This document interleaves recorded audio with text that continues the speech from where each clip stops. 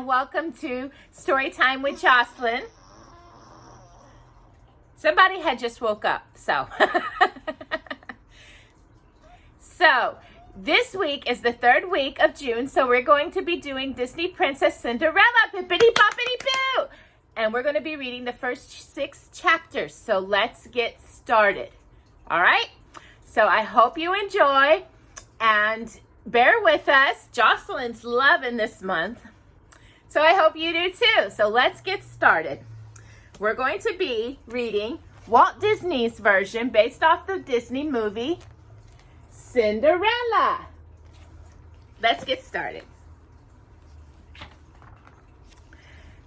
This is called a prologue, which is what is not necessarily a chapter. It's just a little bit of a paragraph before the story begins, just to show you a backstory. So let us begin. Once upon a time, in a faraway land, there was a tiny kingdom that was peaceful, prosperous, and rich in romance and tradition. There, in a stately chateau, lived a widowed gentleman with his little daughter, Cinderella. A kind and devoted Father's Day's coming up, he gave his beloved child every luxury and comfort. Still, he felt she needed a mother's care, so he married again. For his second wife, he chose a woman of good family with 2 daughters, just Cinderella's age, by the name of Anastasia and Drusilla. Excuse me. It was upon the untimely death of this good man, however, that the stepmother's true nature was revealed. Ooh. Cold, cruel, and bitterly jealous of Cinderella's charm and beauty, she was grimly determined to follow the interests of her own 2 awkward daughters. As time went by, the chateau fell into despair, and the family's fortunes were swindled upon the vain and selfish stepsisters, while Cinderella was forced to become a servant in her own home. Yet through it all, Cinderella remained ever gentle and kind. With each and every dawn, she found new hope that someday her dreams of happiness would come true.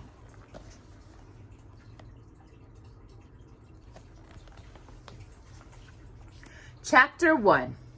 A beam of golden sunshine fell across Cinderella's bed as 2 bluebirds flew in through her open window. Cinderella! One bluebird chirped. Cinderella sighed and rolled over, pulling a pillow over her head as she burrowed deeper into the covers. Cinderella! The other bird sang softly in her ear. Wake up! Chirped the first bird, poked its head under the pillow. Cinderella reached out from under the covers and flicked the bluebird's tail. Well, serves you right, she said to the startled bird, spoiling people's best dreams. She laughed as the birds chirped and fell and flew to the window sill. I knew it's a lovely morning, but it was a lovely dream too. The birds whistled loudly. Cinderella sat up and began to unbraid her shoulder-length blonde hair. What kind of dream, you ask? Was it? It's a secret. Just like a wish. If you tell your dreams, they won't come true.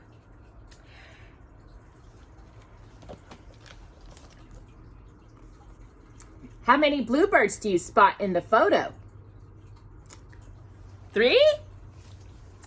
Cinderella sometimes thought her dreams were all that kept her from sinking into despair. Ever since the death of her beloved father, Cinderella had been treated like a slave by her jealous stepmother, Lady Tremaine, and her nasty stepsisters, Anastasia and Drusilla. They ordered her around and dressed her in rags and forced her to do all their household chores, Jocelyn. To forget her troubles, Cinderella often escaped into dreams of a happier life. She dreamed of falling in love, of being loved in return, and of someday leaving her horrible home behind forever. And because her dreams were all she had, Cinderella never stopped believing in them. Cinderella yawned and stretched. She smiled at the birds and mice who had come into the room. They were the only real friends she had. Then she sighed as she heard the loud ringing of the palace clock tower. She got out of bed, went to the window, and glared at the majestic clock. "I hear you. Come on, get up, you say. Even that clock ordered me around," she said to the birds and the mice.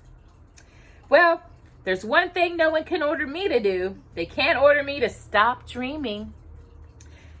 The birds chirped in agreement. "And perhaps someday," Cinderella said wistfully, "my wish will come true."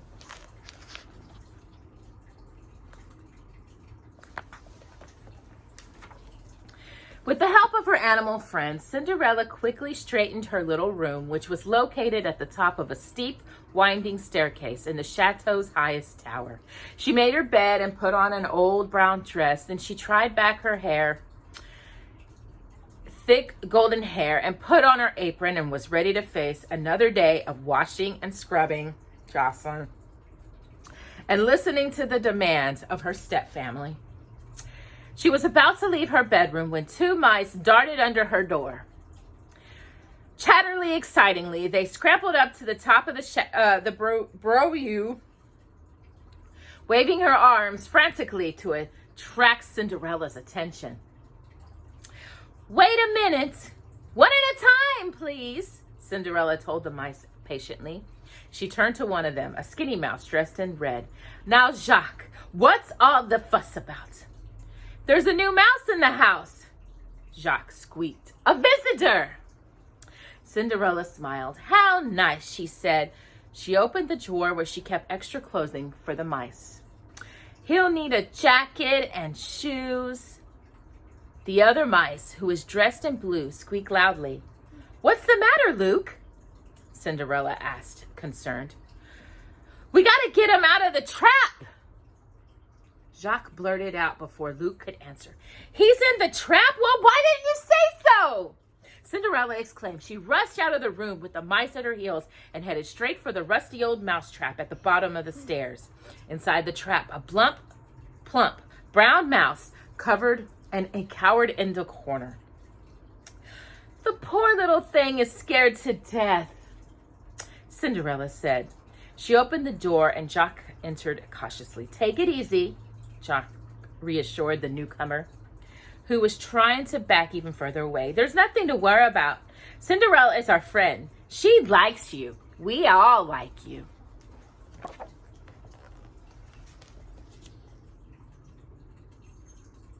How many mice do you spot in the picture? 2.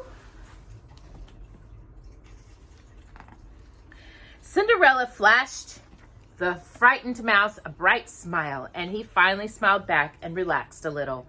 "That's better," Cinderella said as Jacques led the new mouse out of the trap. "We have to give you a name. How about Octavius? Gus for short." By the smile on the new mouse's face, Cinderella knew she had made a good choice and a new friend. "Now, I've got to get to work. See that Gus keeps out of trouble, Jacques," Cinderella says as she turned to leave. "And don't forget to warn him about the cat." "Have you ever seen a cat?" Jacques asked after Cinderella had gone. Gus looked confused. "A cat?" he repeated. "Lucifer, that's him," Jacques explained. "He's mean and sneaky." Jacques curled his fingers to intimidate a cat's claws. "He'll jump at you and bite you. He's big as a house." "Lucifer," Gus said thoughtfully. He planned on staying far, far away from him.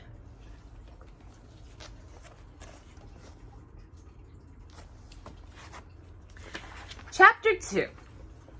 The second floor hallway was dark and desolate until Cinderella walked to the window and opened the heavy drapes. I know, letting in a flood of morning sunlight. She stepped up to the first of 3 closed doors, hesitated for a moment, took a deep breath, and opened it. In the darkness of her stepmother's bedroom, Cinderella could hardly see the elaborate round cat bed where a fat black cat was sleeping. "Here, kitty, kitty, kitty, kitty," Cinderella called softly from the doorway. The cat slowly climbed to his feet, yawned and stretched, and gave Cinderella a disdainful look before turning his head back and lying down again. "Lucifer, come here!" Cinderella hissed impatiently. Only then did the cat slowly and reluctantly get up from his bed and slither across the floor. "I'm sorry if your highness objects to an early breakfast," Cinderella said sarcastically. "It's certainly not my idea to feed you first. I'm just following orders. Now come on." She started down the stairs where Lucifer close behind her. Do you see Lucifer?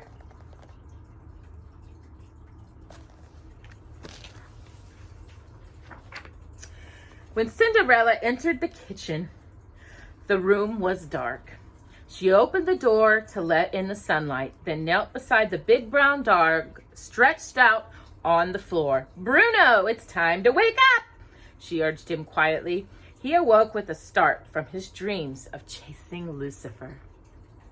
Cinderella went back to the kitchen door and stepped out into the bright, beautiful day. Every morning she looked forward to feeding the animal friends their breakfast. Now they rushed toward her from every direction as she tossed handfuls of corn into the yard. "Breakfast time," she called. "Everybody up!" Jacques, Luc, Gus, and the other mice gathered up bits of corn to carry back to their homes. Gus was so intent on carrying his breakfast that he didn't notice a huge dark shadow looming over him as he re-entered the house. The other mice scattered in fear while Gus continued across the floor, balancing a precautious pile of corn in his arms. When Lucifer sprung into action, Gus saw him coming just in the nick of time. The plump little mouse dropped his corn and scampered up onto the kitchen table. He leaned against a teacup to catch his breath, thinking he was safe. Do you see Bruno?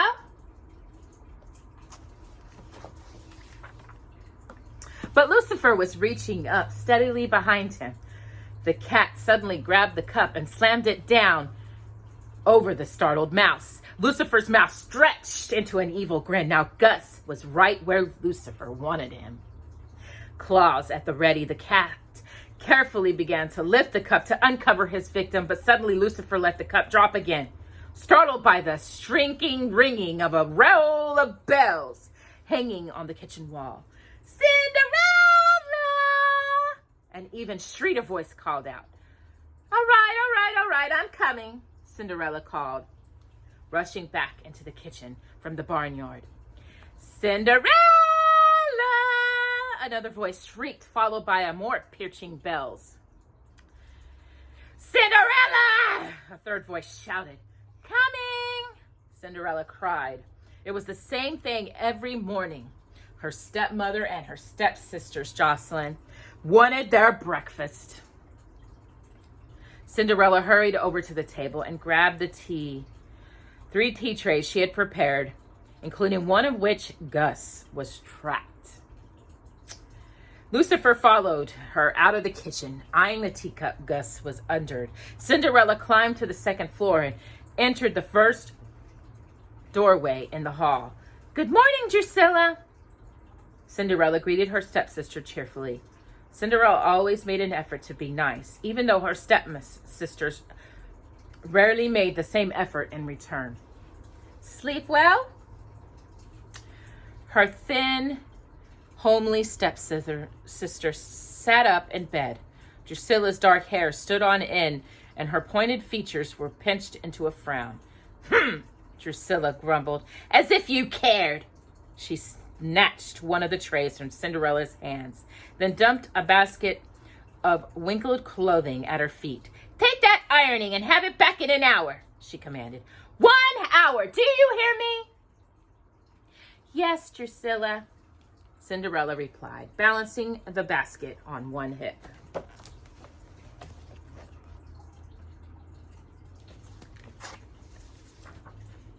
She left the room and moved down the hall to the next bedroom. Good morning, Anastasia, Cinderella said as she entered.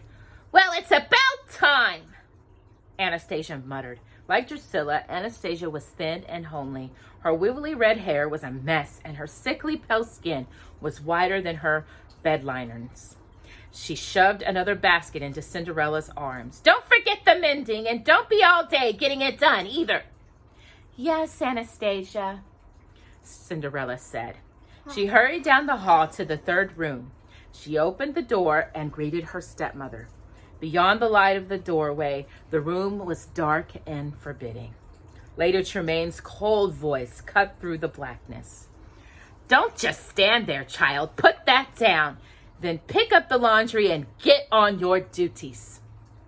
Yes, stepmother, Cinderella answered. She left the room and shut the door behind her, carrying the heavy piles of ironing, mending, and laundry. She walked back down the hall. She was almost at the stairs when a terrible screaming ran out from the second room. Lucifer turned and raced down the hall to Anastasia's closed door, smiling in anticipation. As Anastasia continued to shriek, Gus ran out from under the door, right into Lucifer's waiting paws. Cinderella rushed to Anastasia's room to see what the trouble was. You did it! Anastasia screeched, throwing open the door and pointing an accusing finger at Cinderella. You did it on purpose!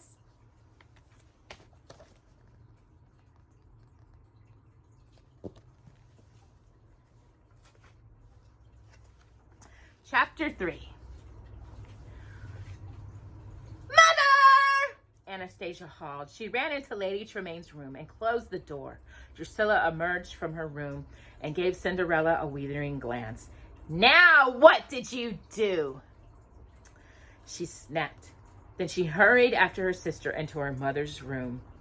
She put it there! Cinderella could hear Anastasia shouting, even through the closed door. A big fat ugly mouse under my teacup! Cinderella turned to stare suspiciously at Lucifer, who was curled up nearby with an innocent look on his face. All right, Lucifer, what did you do with Gus? Cinderella asked. Lucifer opened his empty paws and smiled shyly. Oh, you're not fooling anybody, Cinderella said, picking up the big cat and shaking him out like a dusty mop. And there, under his hind foot, quivering and shivering, was Gus. Poor Gus, Cinderella said, as the little creature scuttled between her feet and disappeared into the hole in the wall. She sighed and turned back to the cat. Oh, Lucifer, won't you ever learn?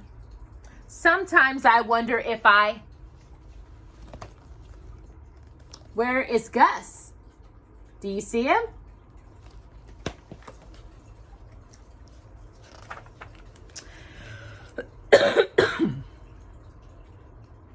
Cinderella!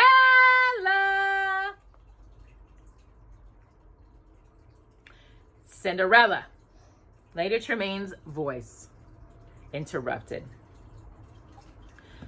Coming! Cinderella answered. She walked toward her stepmother's bedroom. Both her stepsisters had come out and were hovering in the hallway. Lucifer slipped into the room through the open door. Huh! Drusilla grumbled.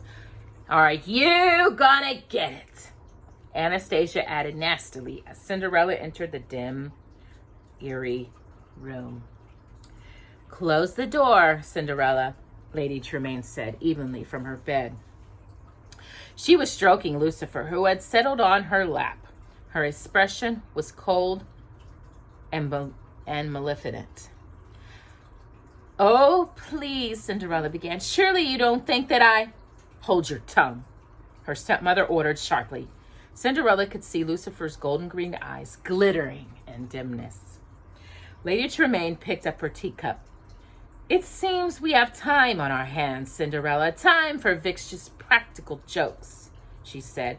Perhaps we can put that time to a better use.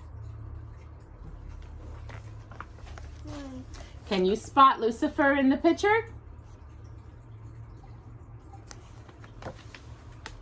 Cinderella could barely see her stepmother's cruel smile in the shadowy darkness. She didn't know what was coming, but she was sure she wouldn't like it. Now, let me see, Lady Tremaine said. There's a large carpet in the main hall. Clean it. And the windows upstairs and down. Wash them.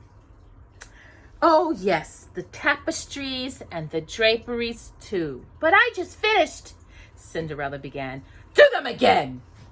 Her stepmother interrupted, glaring at her. And don't forget to weed the garden, scrub the terrace, sweep the halls and the stairs, and clean the chimneys. And of course, there's still the mending, the ironing, and the laundry to be done. She paused for a breath and took a sip of tea. Oh, yes, one more thing. Lucifer looked up at his mistress, eager to hear what other chore she had in mind for Cinderella. See that Lucifer gets his bath. Lady Tremaine finished, and Lucifer frowned in annoyance. Cinderella walked out of her stepmother's room. Her shoulders slumped in dejection, and she had never felt so frustrated and angry. Despite all her wishes, hopes, and dreams, it seemed as if her life was just getting worse.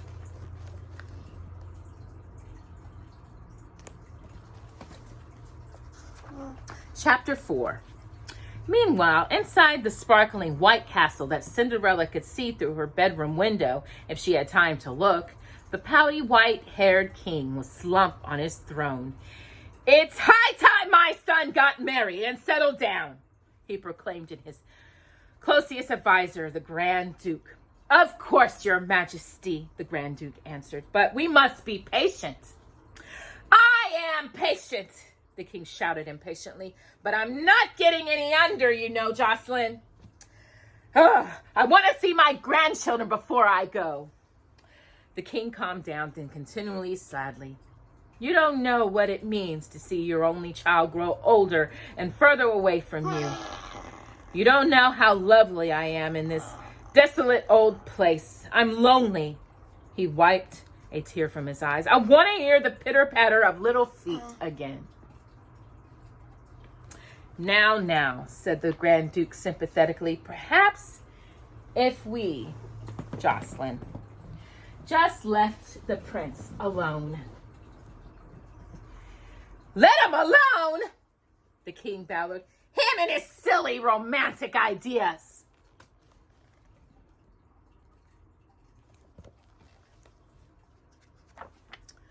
But sire, the Grand Duke protested timely, in matters of love, the king cut him off. Ha! What is love? Just a boy meeting a girl under the right conditions, so we must simply arrange the conditions. But, your majesty, the Grand Duke stammered, how? And if the prince should ever suspect, I'm sure he wouldn't. Bah, the king said in disgust. The boy is coming home today, isn't he? Well, what could be more natural than a ball to celebrate his return? He smiled. And if all eligible maidens in the kingdom just happened to be there, he'd be bound to show interest in one of them, wouldn't he? Yes, sire, the Grand Duke agreed half-heartedly. In truth, he wasn't convinced at all that the king's plan would work. But he didn't want to start shouting again. He hated it when the king got angry. The king giggled happily, imagining the scene, Jocelyn.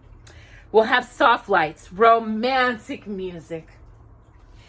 All the trimmings, Jocelyn, all of them. It can't possibly fail. Very well, sire. I shall arrange the ball, the Grand Duke said. Make it tonight, the king commanded.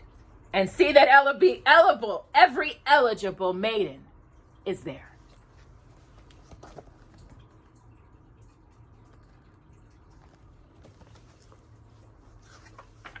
Chapter 5. Cinderella hummed softly to herself as she scrubbed the floor in the foyer of the chateau. As she worked, she dreamed of happier days long ago with her father, and she fantasized about someday being as free and as the soap bubbles that wafted into the air as she scrubbed. Her ravine was interrupted by a loud knocking at the door. "Open in the name of the king!" the voice boomed. Cinderella opened the door, and a messenger handed her a large white envelope. "An urgent message from His Majesty." The message spun on his heel and left. As Cinderella turned from the door, gazed curiously at the letter, Gus and Jock poked their heads out from the moss hole. "What's it say?" they squeaked in unison. "I don't know," Cinderella replied, examining the king's seal, "but he says it's urgent. I better take it up right away." Cinderella walked up the stairs to the music room where her stepsisters were having their lessons. She stepped cautiously into the room. Do you spot how many mouses in the pitcher? 3. "Cinderella, I've warned you never to interrupt us!" her stepmother scolded her harshly. "But this just arrived from the palace!" Cinderella exclaimed, holding out the white envelope. "From the palace?" Anastasia gasped. Both sisters rushed over to Cinderella. "Give it here!" Drusilla demanded, grabbing the letter. "No, let me have it!" Anastasia plucked it out of her sister's hand. "No, it's mine!" Drusilla shrieked. "You give that back!" "I'll take it," their mother said, putting it into the argument. She tore open the letter and read it. "Well," she said, "it seems that there's to be a ball." "A ball?" Anastasia and Drusilla shrieked in unison. Their mother nodded. "In honor of Your Highness the Prince, and by royal command, every eligible maiden is to attend." "Why, that's us," Drusilla said eagerly. "And I'm so eligible," Anastasia added with a sigh. For a moment, Cinderella said nothing.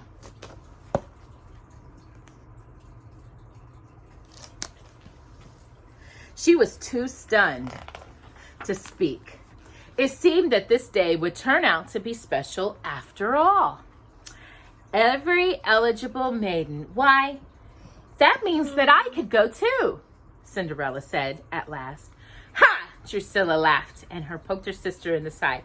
"Could you imagine her dancing with the prince?" "Ha!" "I'd be honored, Your Highness," Anastasia said mockingly. "Would you mind holding my broom?" The kids collapsed, and sisters just into a fig of giggles at the thought. Why, well, why not?" Cinderella said defensively. She couldn't believe that even her stepsisters were mean enough to want to rob her of a single night of happiness. "After all, I am a member of the family, and it does say by royal command, every eligible maiden is to attend." "Yes, so it does," Lady Tremaine said slowly. "Well, I see no reason why you can't go." "Mother!" Drusilla and Anastasia cried out in shock. "If," their mother went on with a crafty look in her eye, "if you get all your work done." "Oh, I will," Cinderella promised happily. The news of the ball was the most wonderful thing to happen in Cinderella's life, since before her father had died, nothing was going to make her miss this night. "And if you find something suitable to wear," her stepmother finished. "I'm sure I can come up with something," Cinderella said joyfully as she hurried out of the room. "Thank you!" "Mother, do you realize what you just said?" Drusilla complained after Cinderella left the room. "Of course," her mother replied coolly. "I said, if." "Oh, if," Jocelyn, if, Drusilla said shyly as she and her sister realized what their mother had in mind.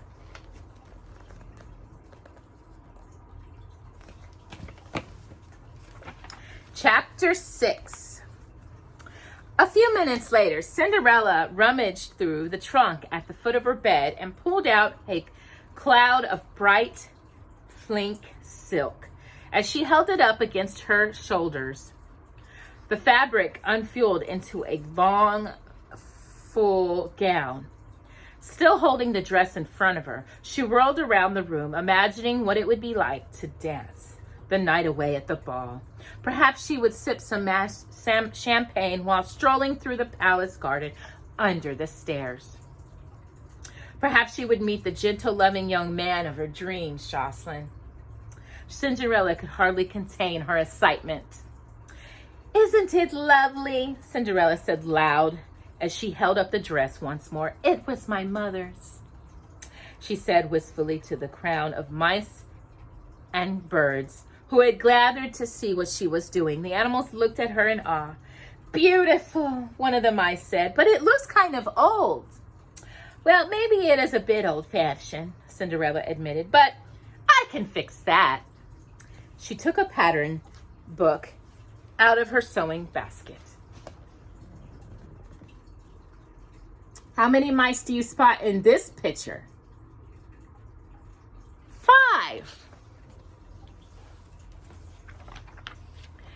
"There ought to be lots of good ideas in here," she said as she tumbled through the pages.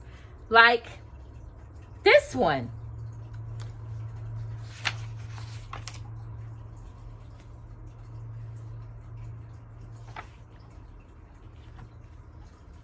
She held out the book for her friends to see. There, on the open page, was a picture of a stylish ball gown. "Oh, that's a nice one of the mice said. "Of course." "I'll have to shorten the sleeves," Cinderella said thoughtfully, "and I'll need a sash and a ruffle and something for the collar and—" "Cinderella!" a voice suddenly shrieked from below. Cinderella sighed and put down the pattern book. "Oh, now what do they want?" she asked woefully. "Cinderella!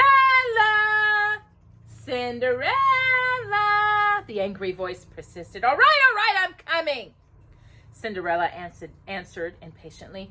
"I guess my dress will have to wait," she said sadly, stroking the pink silk one last time. "Poor Cinderella," Jacques said as Cinderella left the room. "She won't be able to go to the ball. That's their plan. They'll make her work and work and work. Cinderella will never get her dress done in time." "Poor Cinderella," Gus agreed sadly. All the birds and mice were silent for a moment, wondering what to do. A mouse named Blossom scampered over to study the pattern book Cinderella had left behind, and suddenly Blossom smiled. "We can do it!" She wiped up. "We can help Cinderella fix her dress. There's nothing to it, really. We can do it. Our Cinderella will look so beautiful." All the other animals jumped up and surrounded the small mouse as she began assigning their jobs. Hurry, we can do the measuring and we can do the sewing." She turned to Jock and Gus. "And you two go out and gather the trimmings." "Do you spot how many mice and how many birds?" See, there was 2 birds in the previous picture and 3 mice. I confused you there, didn't I?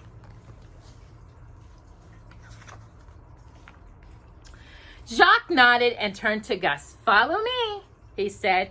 "I know where to go." The 2 mice sped off to accomplish their mission.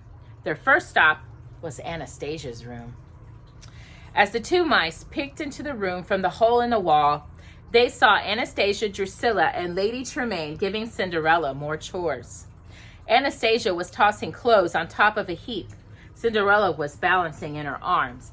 "And these 2, Cinderella, don't forget to—" "Cinderella, take my dress," Drusilla interrupted, adding another garment to the pile. Mend the buttonholes. Press my shirt. Mind the ruffles. You're always tearing them. As Anastasia and Drusilla kept shrinking orders to their stepsisters, Jock and Gus couldn't tell which sister was saying what anymore. Then Cinderella's stepmother came forward, and Cinderella, she said with a sneer, when you're through with all that and before you begin your regular chores, I have a few more little things for you to do. With her face barely visible above the towering pile of clothes, Cinderella could manage only a week. Very well. She walked out of the room with her shoulders slumped. Jock and Gus could see that there were tears shining in her blue eyes. Cinderella truly looked as though her heart was breaking.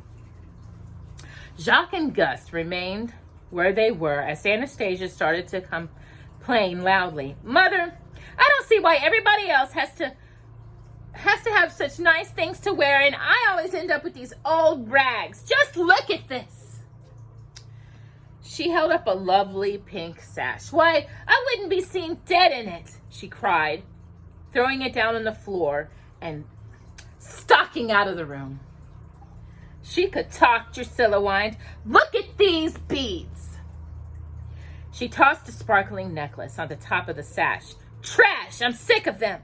She, too, marched out of the room with her mother right behind her.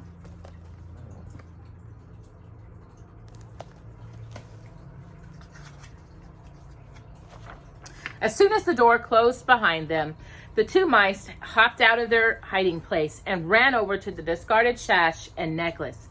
We could use these, Jock explained in delight. Gus nodded eagerly.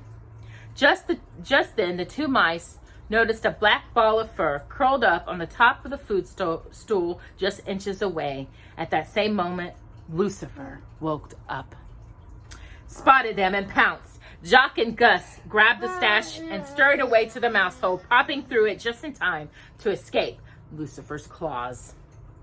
Jock and Gus looked at each other. They had the sash. Now what about the beads? They peeked out of the hole and saw that Lucifer was perched right on top of the shiny necklace, a smug look on his face. Jock acted quickly. He dashed out and started to pull the bottoms off of Anastasia's dresses. Lucifer hesitated, glancing over at Gus, waiting in the mouse hole, but the temptation was too great for the cat to resist. While Lucifer leaped after Jacques, Gus rushed out, grabbed the beads. A moment later, both mice were once again safely back in the mouse hole, along with Drusilla's discarded beads. Jacques and Gus gathered up the sash and the beads and scrambled back to Cinderella's room, where they found a gang of mice and birds busily working on the dress. They were measuring and marking and cutting. Those others sewed, snipped, and studied the pattern book. Jacques and Gus proudly draped the pink sash around the waist of the dress, and the two birds tied it in a big, beautiful bow. Then more birds laid the gleaming stream of beads at the collar.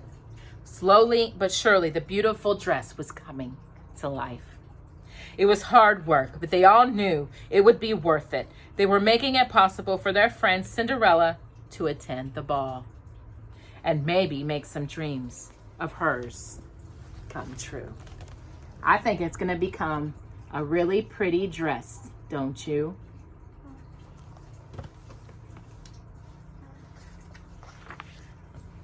Well, that is the end of today's, and we will read the rest of the 6 chapters that are left on Friday. Jocelyn's glad it's over, I guess.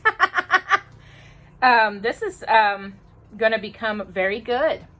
What do you think's going to happen? Do you think Cinderella's going to get to go to the ball? We'll find out. I hope so. So we'll see you later for Tuesday's story time with Jocelyn, and we'll see you for part 2 of Cinderella. And let's see if hopefully her dreams will come true. Bye.